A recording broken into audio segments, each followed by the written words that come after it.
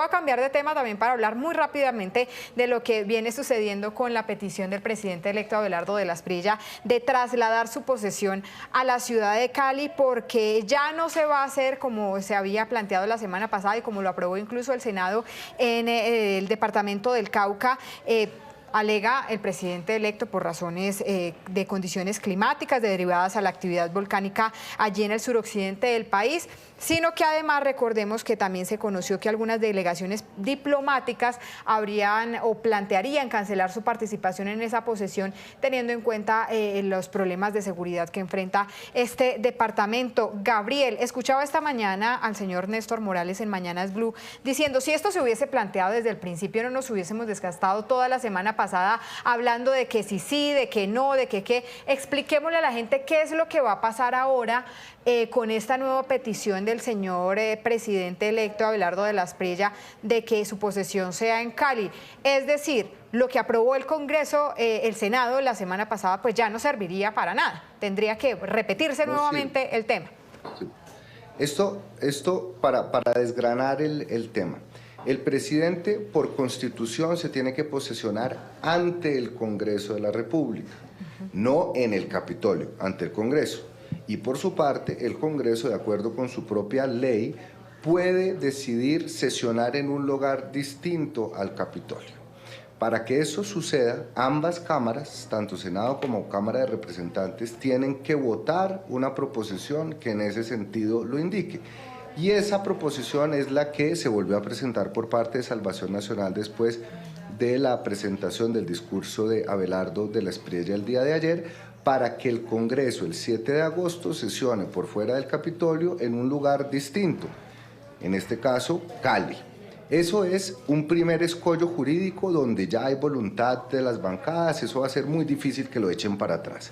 Pero el segundo escollo jurídico era que el presidente electo había solicitado que fuera en una guarnición militar, hecho que desde un punto de vista político, simbólico, rompe una tradición republicana. Solo 3 expresidentes se han posesionado en una guarnición militar: José María Melo, Tomás Cipriano Mosquera y Gustavo Rojas Pinilla, 3 dictadores, es decir, presidentes de facto. Eso nunca había pasado para un presidente electo democráticamente. Pero ahí, más allá de las discusiones y objeciones que uno pueda tener de carácter político, simbólico, había una dificultad enorme, y es que para organizar la posesión en una guarnición militar se necesita del aval, de la disposición y de la facilitación de el comandante supremo de las fuerzas militares, que hoy en día es Gustavo Petro y que lo será hasta el 6 de agosto. Es decir, las fuerzas militares no responden al presidente entrante, al presidente saliente, responden a un solo presidente, porque así es, uno no puede tener a 2 presidentes comandando las fuerzas militares.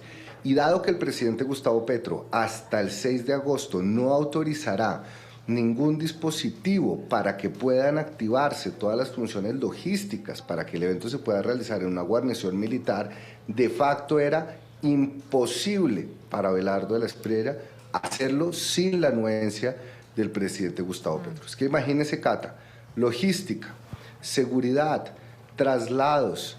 Eso implica recursos, implica esfuerzos, y sin la anuencia del presidente Gustavo Petro eso iba a ser imposible. Al final, ayer se dieron cuenta, yo no creo tanto por el tema del Puracé, yo no creo tanto por el tema de, mejor dicho, les tocó recular un poco, recalibrar, y al final el presidente va a cumplir con su propósito, que era honrar a las fuerzas militares, no desafiar las tradiciones republicanas, que igual no lo hubiera podido hacer posesionándose en una guarnición militar, y creo que es como una vía intermedia donde pues todos quedan contentos.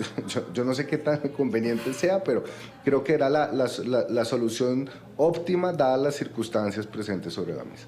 Bueno, profesor Juan Camilo, ¿qué tan conveniente, como lo plantea Gabriel, puede ser esta opción que está planteando el presidente electo Abelardo de la Espriella? Además, teniendo en cuenta otro factor adicional, 60.000 millones de pesos, que es la cifra que se ha conocido que hasta ahora se podría gastar o invertir en estos actos de posesión del nuevo presidente.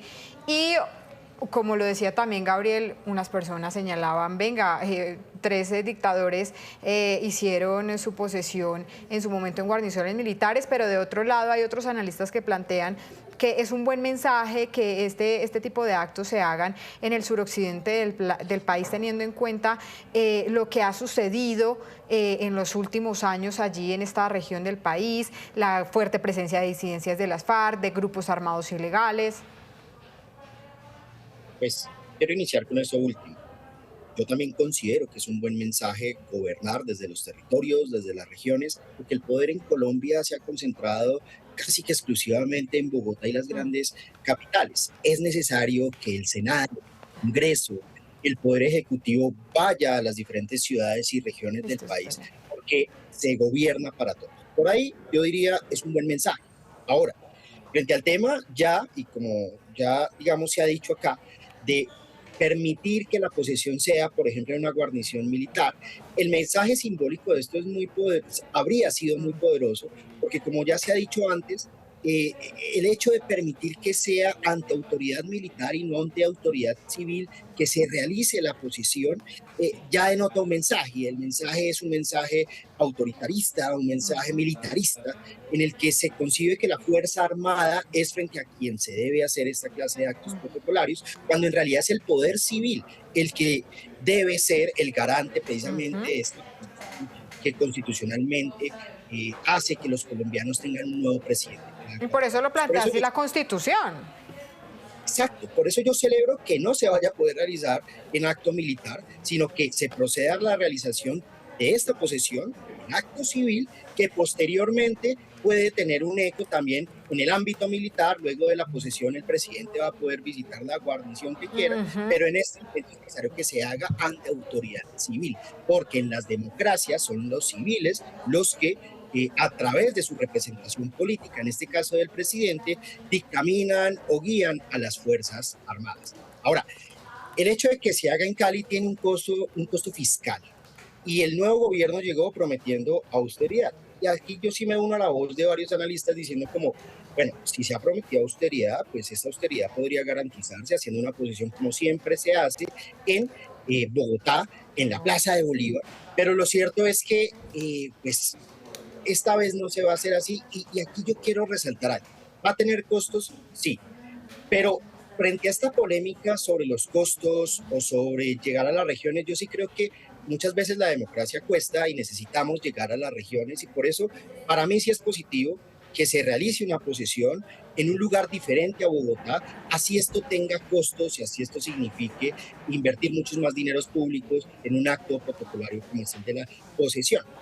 Con lo que no estoy de acuerdo es con que se haya pintado un escenario de austeridad cuando no va a existir, aunque sea justificado. Muy bien, son las precisiones y por supuesto las opiniones del profesor Juan Camilo Lozano, analista político y profesor de la Facultad de Derecho y Ciencias Políticas de la Universidad Nacional, a quien por supuesto le agradecemos muchísimo por estar con nosotros aquí en Para Estar Claros. Gracias, profesor. Y por supuesto a Gabriel Cifuentes, nuestro analista político de confianza, como le digo yo. Gracias también, Gaby, por explicarnos y por aclararnos todo este panorama a comienzos de semana. Una semana muy cargada de noticias. Bueno, muchas gracias a ti y a todas las personas que nos ven en este momento.